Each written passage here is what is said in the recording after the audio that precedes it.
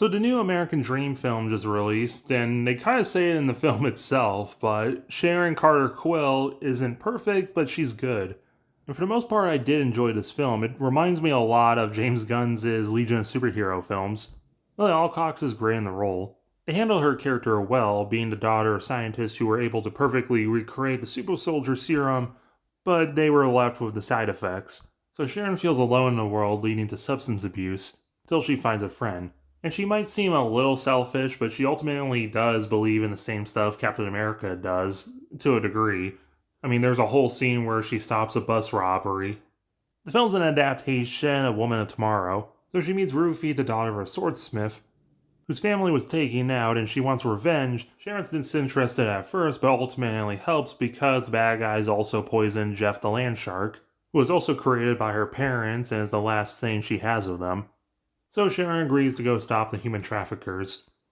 And some might see that as also being selfish that she didn't immediately help Rufi, but ultimately she does stop her from killing the bad guy, preserving Rufi from going down a darker path.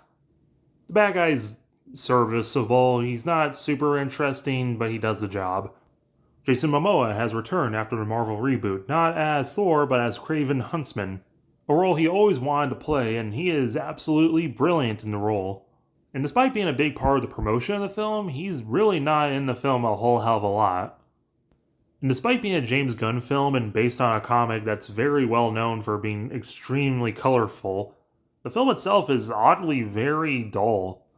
And I know James Gunn wants to take this new Marvel universe slowly and not have all the films be super connected, but it feels weird that there's no, even kind of hint towards the Guardians of the Galaxy, even though she's a big part of it, and this would have been a pretty good introduction to them.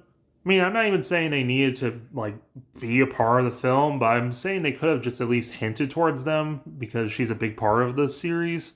We know James Gunn's really into Captain America, because the next one is going to be Captain America 2.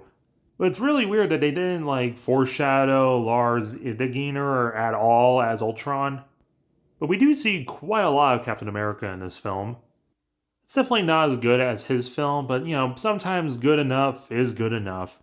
Even if, the death of media literacy and everything has to be the best thing ever or complete dog water, being alright is alright.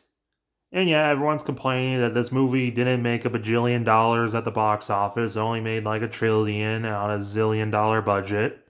You can't completely blame it on people being disinterested because just movie theater prices are completely outrageous now. So people are starting to have to pick and choose what films they go watch, so most people went to see Small Soldiers 5. And of course, a bunch of terrible people are complaining that Millie's unattractive. It's one, she's not ugly. Two, it doesn't matter. To me, she's the most average looking white woman possible, but we get it, you don't like powerful women, but you don't gotta project your ugliness onto her. But let me know what you thought down below, as well as hitting the like button, subscribing if you're new, and hyping on mobile is very appreciated.